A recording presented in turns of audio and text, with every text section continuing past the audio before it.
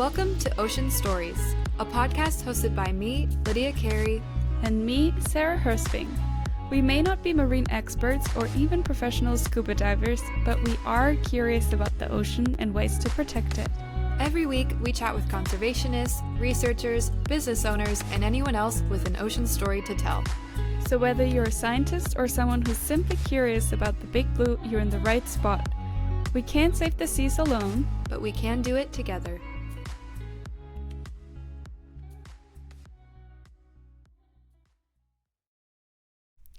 Welcome back to Ocean Stories podcast, episode 2 today. Thank you for tuning back in.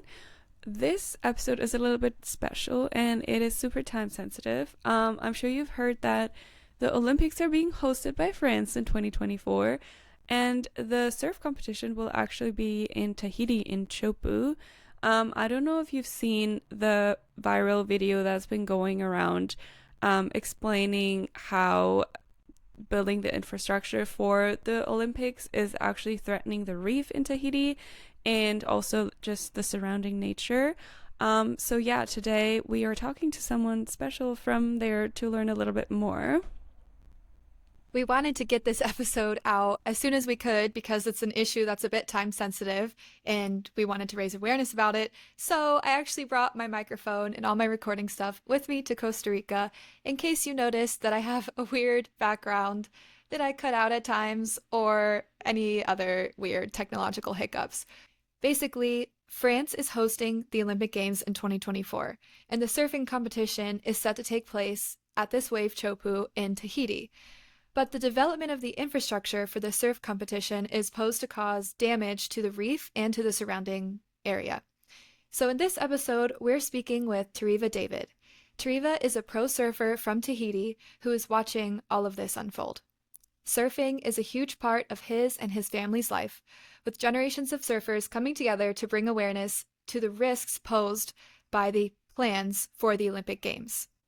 A major topic of conversation has been the oversized aluminum tower that the Olympic Committee plans to build right on top of the famous wave Teahupo'o and right on top of a coral reef that will inevitably cause harm to the wildlife living in the ocean in that area and will also probably cause harm to the local fishing community and the rest of the community as well.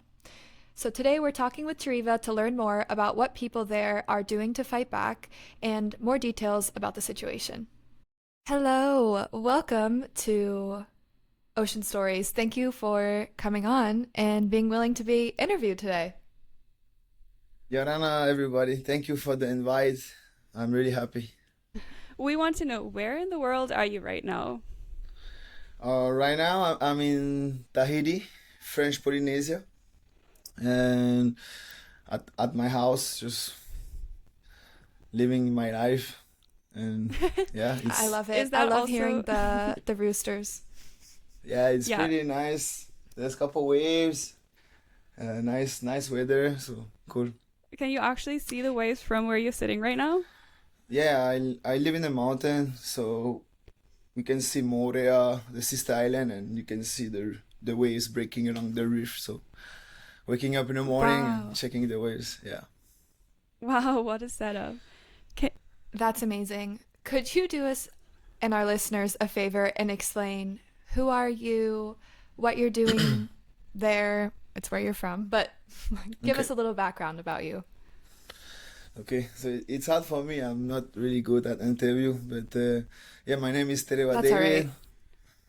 I'm from Tahiti, and I come from a big family of surfing. One of the biggest in the world, I think. All my cousins are surfing, yeah, and the year I was born, my uncle became world champion of surfing. So since we were really young, we always surfing with my cousin. I have 10 cousins, similar age, same age as me, almost. From 19 to 35. So yeah, I've been surfing my whole life, and surfing giving me so much, and it teach me a lot, teach me life and the respect of Mother Nature and everything. And now I can live with my surfing, my passion. I have I have a few sponsors who support me for my surfing, and I also coach. I'm also a surf coach, so I coach mostly the the upcoming generation of Tahiti. Every kid in the island, every kid in Polynesia are my student, even if they are in another surf school, because I don't have a surf school, I just coach, and even if they don't know yet. So yeah, I do that all my life, and I'm lucky to be able to live from that and to share my passion with everybody. That's incredible. So you say you fully live off of surfing. Is surfing generally a really, really big sport and a big part of the culture on the island that you live on? Yeah, so surfing become from I'm from. Surfing's from Polynesian, from Tahiti, from Hawaii. I recently heard he come from Peru too, but yeah, it's like it's in our culture, and surfing for us is really important and really special. Before in our story, only the king and the queens was able to surf, and for us to be able to surf those magic waves, it's a really we are really grateful, and we love to share it with all surfer all around the world. It's amazing the respect that you have for the waves and how it's connected you with Mother Nature. We saw that you have described yourself as an eco citizen. Can you explain what that means to you? Uh, like here in Tahiti, there's a lot of pollution, and I've since I'm a kid, I always paddling out to go surf my home break, Ta'apuna name, and when I this is my most souvenir. Like I always go to the spot with my surfboard. Like you have like to paddle like 10 to 15 minutes to get there, and I always see when it's raining, there's a lot of trash going out in the ocean, and I always see those plastic bottle of water in the lagoon, and like there's a few boats, there's many boats in the lagoon going by and just looking, not even taking sometimes, and me, I was paddling back to the shore, and multiple times I have to put the bottle water with me, carry with me, paddling while I was watching the boat passing. Just don't even take care of it. But I'm just I cannot do that, so I have to take all those plastic bottle with me in my shirt, or a lot of time we go just shirtless and just board short, so I got to fit in my board short. Mm-hmm. So it was that thing that really marked me, and I always like try to do everything against the pollution, and yeah, everything. Yeah, I can imagine that when your whole career and your whole life, you're just spending out in the ocean, it's like you actually see all the pollution. I mean, you're around it every single day. You must be so aware of it. Yeah, and your whole family too. Yeah, that's right. So you said that the whole island is super connected to surfing. It's where it's originally from. What does it mean that the Olympics are probably being hosted there? Like, is everyone like really excited about it, or what is the general situation? I think the first reaction is like, wow, Olympic in Teahupo'o, really nice. But and also they always like told us that the Olympic gonna adapt to Teahupo'o, but they don't adapt things. So we are like That now hasn't been like the case. yeah. Yeah. For all our listeners that are not aware of what is going on, can you explain? I'm sure a bunch of people have seen this viral video that went all over Instagram and everywhere, but can you explain what's going on to everyone who hasn't heard about it yet? Yeah, so Teahupo'o is the end of the road, the most one of the most sacred places in the world, super pure and raw. And over there, the fish is healthy, the reef is healthy, the river mouth, there's a lot of waterfalls, cave, like it's like the paradise on earth.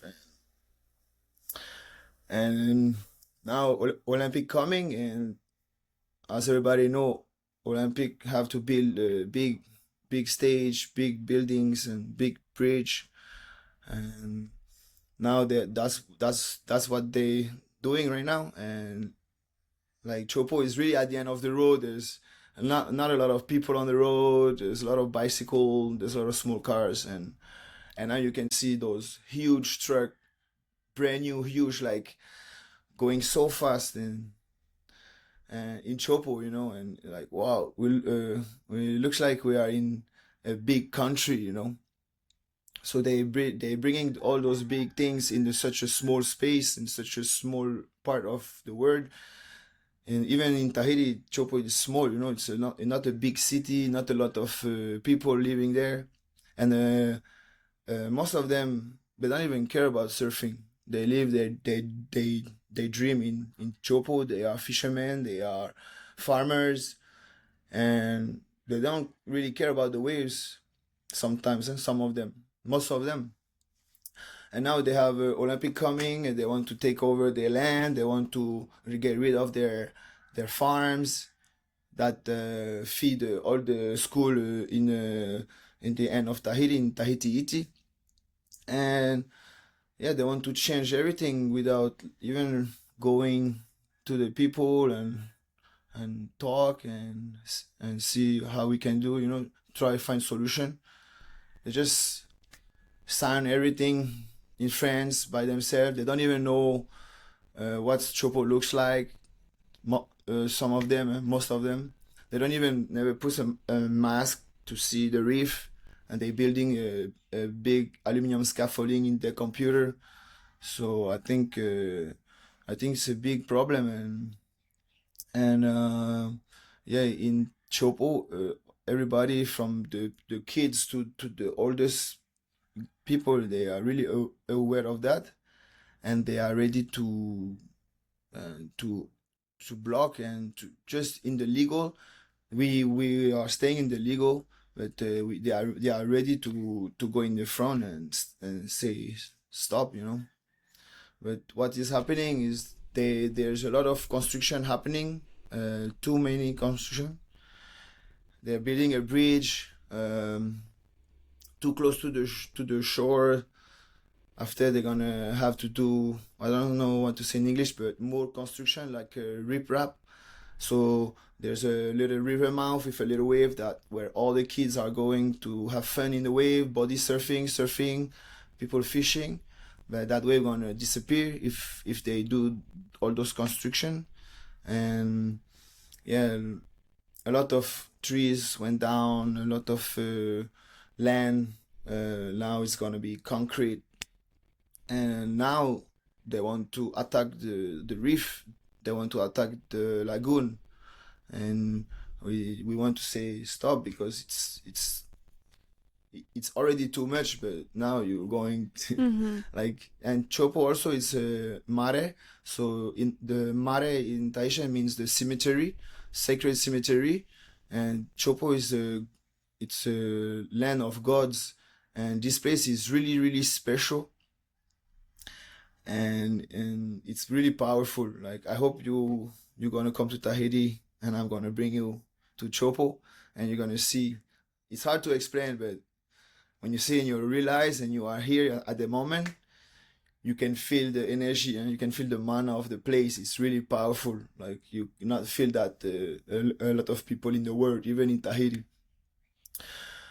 But yeah, it's really sacred, and we gotta keep it like this. You gotta keep it pure and raw, so the next generation will have the same chance, and even the generation of the world, huh? Because people are gonna come Chopo, all the generation from all around the world gonna come to Teahupo'o at least once in their life, you know. And the problem with the aluminium tower is that they want to, so they want to change the wooden tower. And the wooden tower, actually, my grandpa and my uncle made it, created. It's been more than 20 years, and it's really good. The wood is flex. The concrete now, the reef goes on it, so it's with the reef, and it holds code red, huge waves, like 15-meter waves already broke here, and the wooden tower was fine, you know, like everything is good. But it's just about paper. They say it's not conform, the wood is not from French, so it's not good. It's not in the norm, it's not in their rules, you know, but like we have papers, we have like confirmation that the tower is fine, you know, it's working good, and how it's not just how the material of it is, how you create it, how the wave come, the level of the water, the ocean going up. And for the new tower they want to put, they don't know that, they never been here on a big swell or when the tide go up and stuff, so that's the problem. And they want to put a big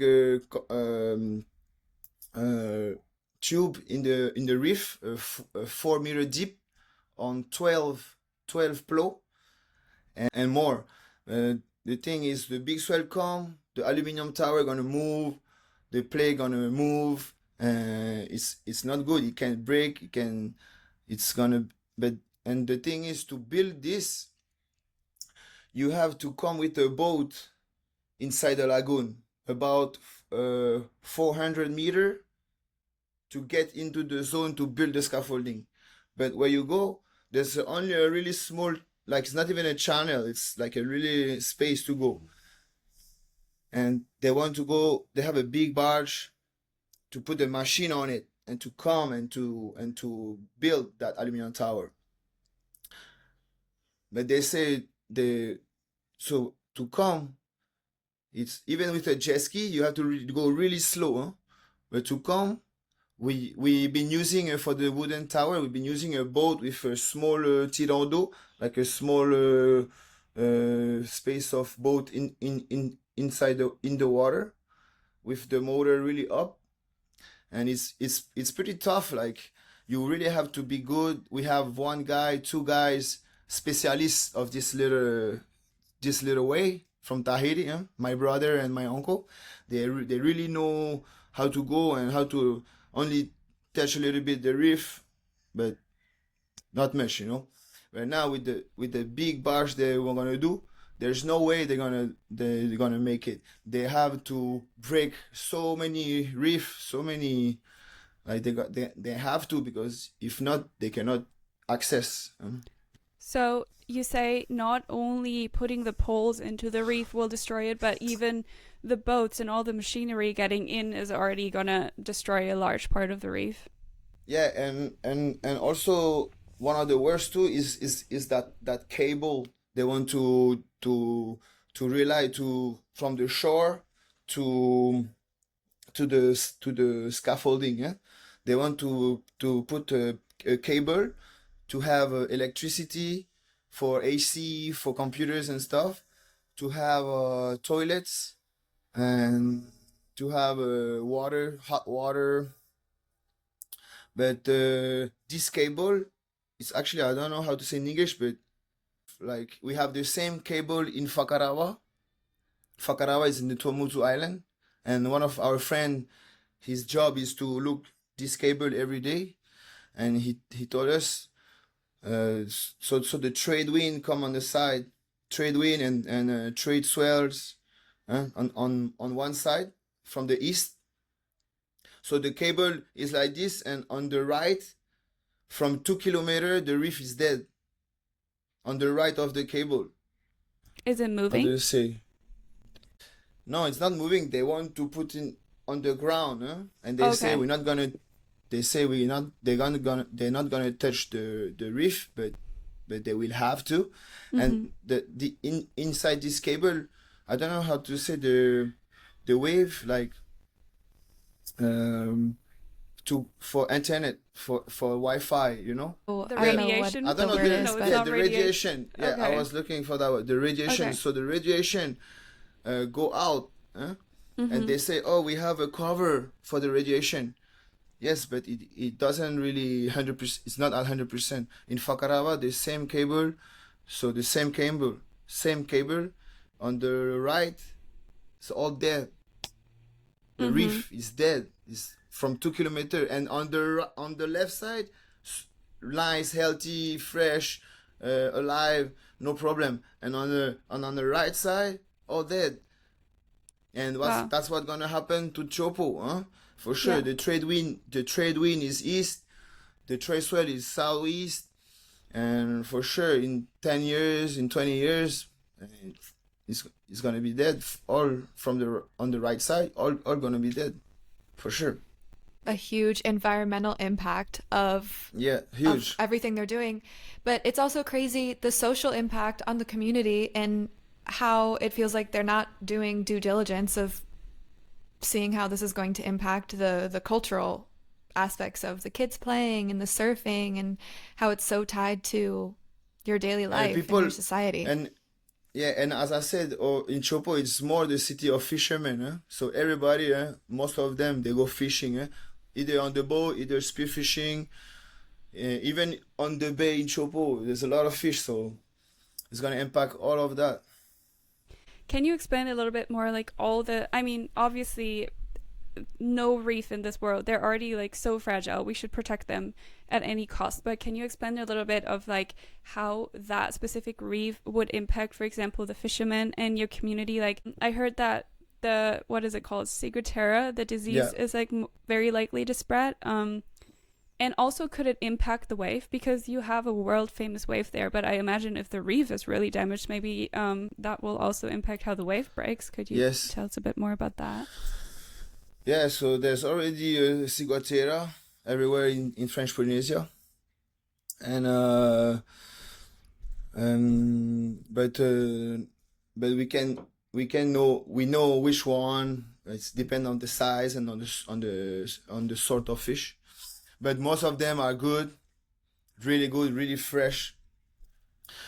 Yeah, when you do construction in the water, a lot of sickness come out for everything. It's not only the fish. We have a lot of lobster, crabs, many animals in the water. Like a lot. Like it's a different word. Like you put your mask, you go in the water, you see so many fish, so many life. It's really crazy. It's more life underwater than actually on land. And yeah, for the wave, it's that, as I said, the connection from the channel to the scaffolding under the reef. We don't know what's in under. That's the thing. Nobody knows what's under the reef. How connect is that channel to the reef.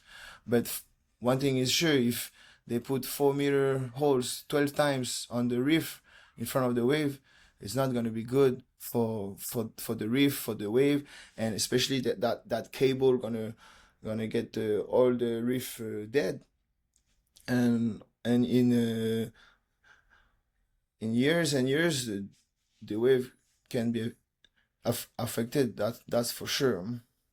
But as again, we don't know. We cannot see in the future, but we share on some things for the ciguatera and the reef. Like it's really bad, and it's this place is so pure and beautiful.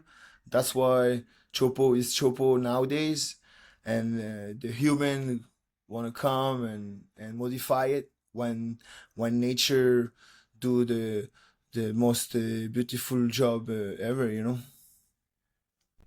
Yeah. Yeah. Is ciguatera, what is that? It's a disease that the animals get, the plants get, caused by construction?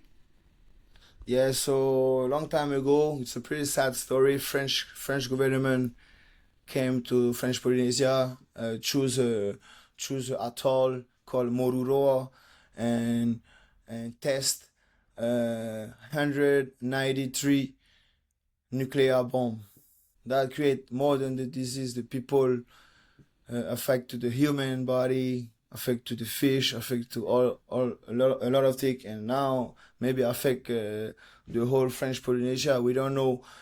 Those bombs maybe break the platform of the reef, and maybe if that platform break, it's gonna create a tsunami. I mean, I don't know. I'm not a scientist, and but what I'm sure is that 193 nuclear test bomb being exploded in our French Polynesia paradise long time ago.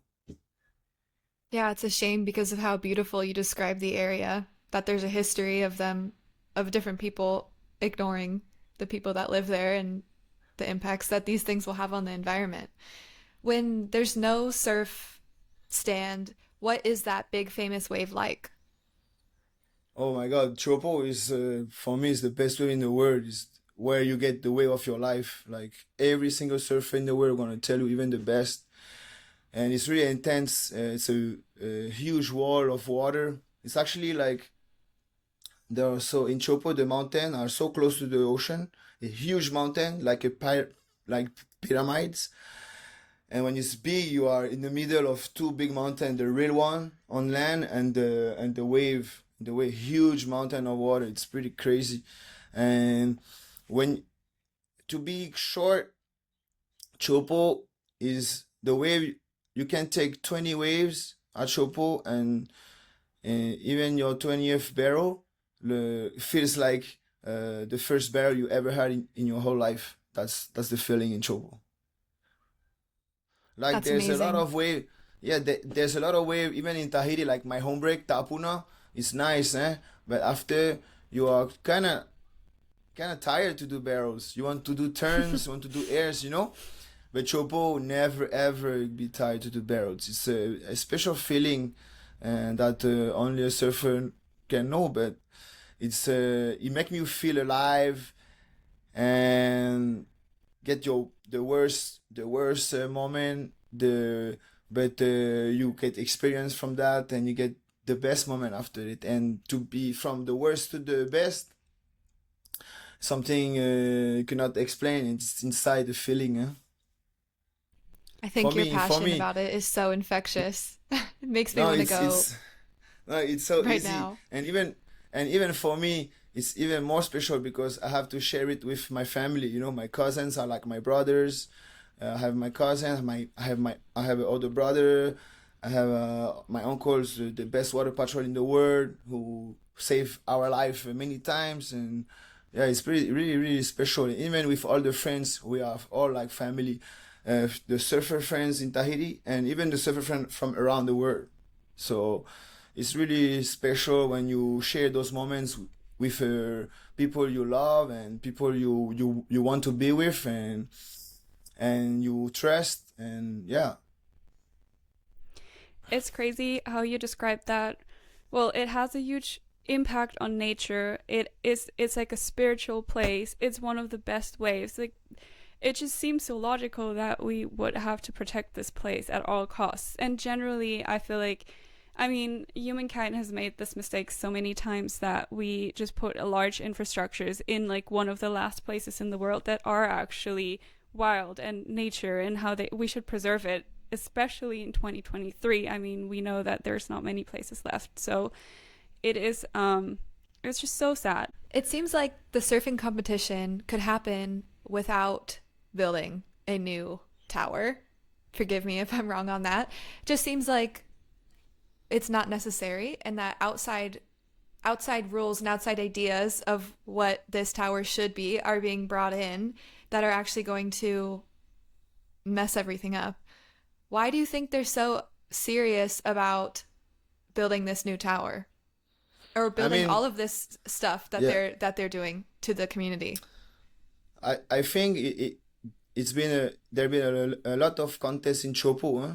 And since I'm a kid, there's always been a Chopo contest, and I think Olympic they just want to make it way bigger. Like it's the Olympic, not gonna make 2 times bigger. We're gonna make 10 times bigger. Just to, for me, just that. And it's about politics, money, all the same, but just to Olympic to be bigger. That's it. And right now, it's sad because maybe with Olympic we can lose everything now, because if they do this aluminum we're never gonna let them do it. But if they do this aluminum tower, and we will not be able to use any other tower anymore, and people, private or public company, come to want to organizing a contest, never they're gonna have the money to pay the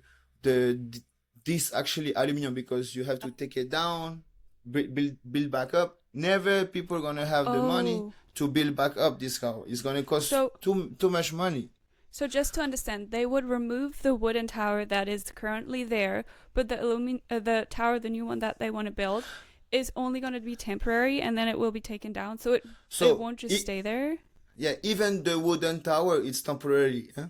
The wooden tower, Oh, you okay. build it 10 days. I did it a couple times. Never again. It's hard work. Hard But work, yeah. yeah, it's you build it 10 days.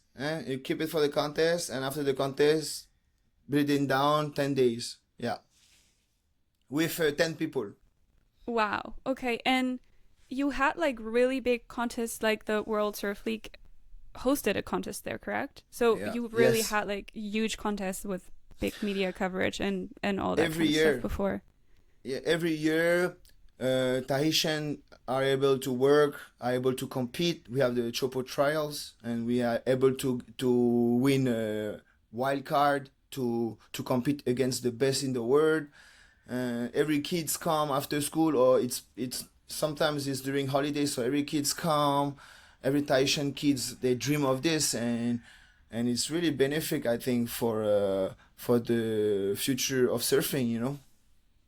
One thing I'm curious about, because it seems like there is so much happening for these Olympics. How many days would the contest actually be? And like, would people fly in? Would there be like, what would the contest itself look like? Would there be a lot of people viewing the contest live for how many days? Like, what would that be?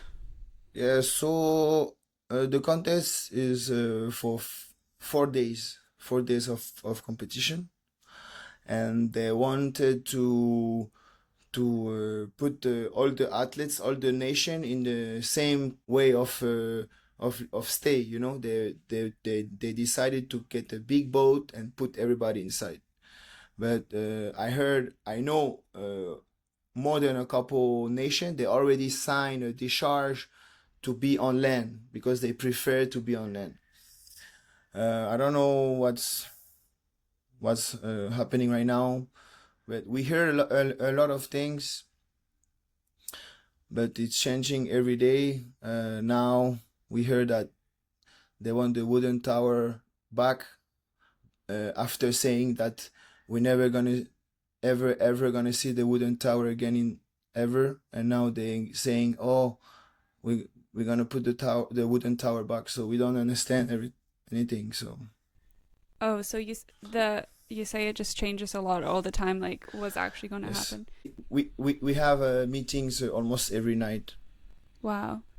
So it's Um, really developing situation. Yes. Then and what we need is to everybody to keep the fight going, because it's not just one day you sign, you share. It's okay. We need it every day, and it's working. It's working.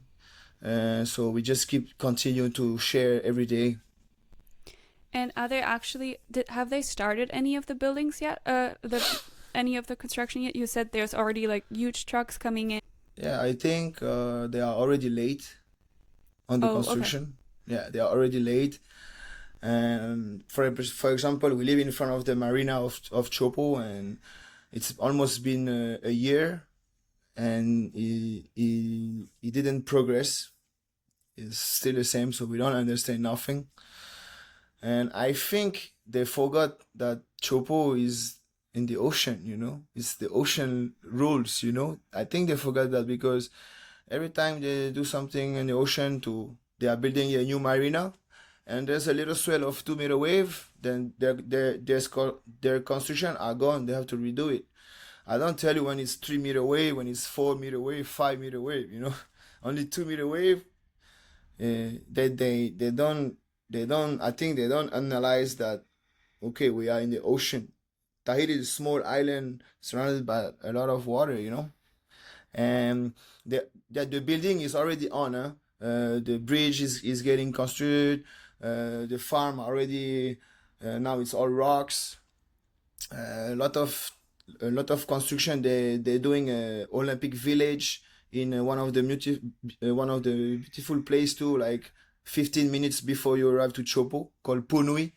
A beautiful place. They're doing like this place used to be protected because it was pure by an association, and now Olympic come, make it a huge Olympic village, buy the land next to it at the cheapest price, and take over. Yeah, they're really coming in without an understanding of the geography of the location, and it's crazy that they don't ask the generations of surfers and of fishermen that totally Yeah. understand the wave patterns, totally understand the geography of everything, and reach a solution that works for all parties. It's wild that they have just completely disregarded Yeah, that for side of now, things.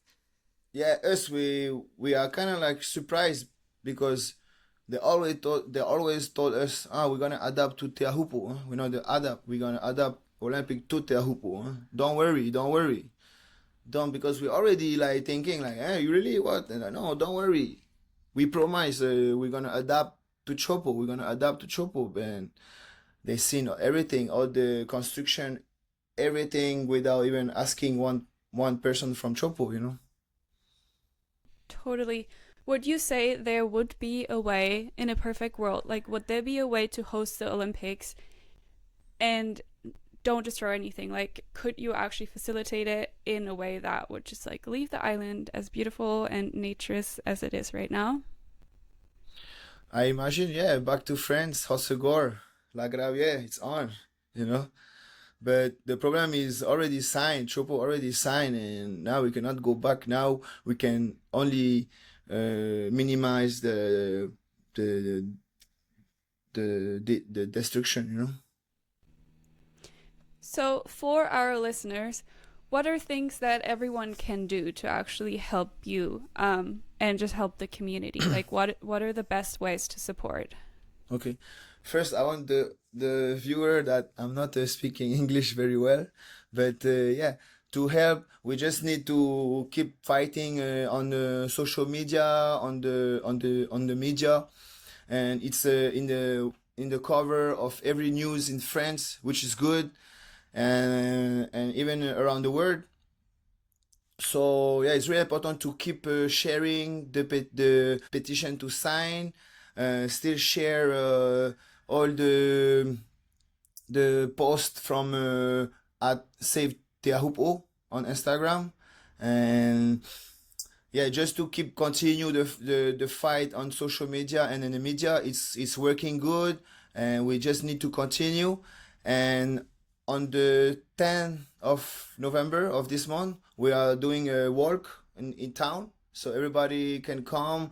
Some sister islands and Chopo, everybody gonna go to town in Tahiti, Papeete, and we're gonna walk just to to to show that we are together, come together, and to find solution together, and to be listening, to be listening, from the Paris 2024. So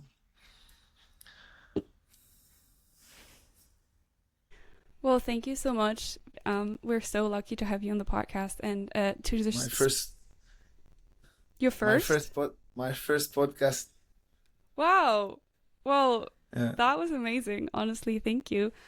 Yeah, and thank you for sharing and just like explaining it. I could understand it really well. Sorry for asking some kooky questions about the surf culture over there. Um, but yeah, I just feel so strongly about this topic, and I think everyone should really get involved. And yeah, we should keep these wonderful spiritual places, untouched places, in the way they are. We have one last little fun question that we ask everyone.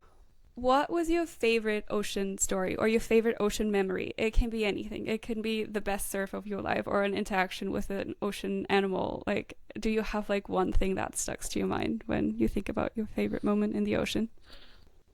Yeah, just all those moments I share with my family. But in 2004, no, 2014, sorry, I I surf a wave with my uncle. It was super huge, and it was and it was super glassy, like perfect condition with no one out. Everybody were yeah, like everybody was surfing another wave, and we know with Mother Nature you never know. So we follow our instinct and we follow the light, the white light. Me and my uncle, and he told me he's another level. He's like, oh, we should go there, come, and we went to that spot, and it was just us with my family, my uncle driving the boat, my cousin filming, my uncle throwing in me into some huge bombs, and we spent all day. And I got 20 waves, 20 barrels. I got two wipeout, and he saved my life a couple times. And come back, we came back home. We have a family land that everybody lives here. That's why my cousins are like my brothers. And we arrive at home and we grab a Hinano beer. And when I sip it, it was I realized how happy, how grateful, and how lucky I was and I am, and it was the best moment of my life for now, for sure. Wow, that sounds wonderful. That's so beautiful. Thank you again. It was so wonderful to talk to you, and thank you for spreading the message. And we will share everything on our socials, and make sure that yeah, anything that we can do to help will be also published on our social media. And thank you again for sharing this and coming on. Maruru, thank you so much. Thanks to you. Thanks for joining us for another episode of Ocean Stories. If you'd like to follow along on Instagram, you can find us at oceanstories_podcast for updates and behind the scenes. We'll also be sharing our ocean adventures on YouTube at Ocean Stories Podcast. If you like this episode, please show your support by leaving a review on Spotify or Apple Podcasts. Join us next Tuesday for more Ocean Stories.